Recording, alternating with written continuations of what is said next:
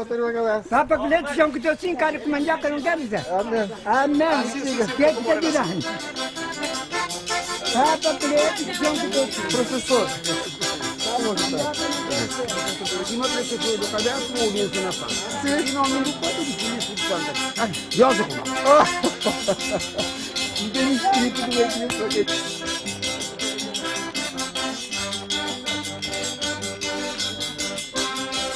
Deus demais, não vale ele, Deus demais, Santa Catarina.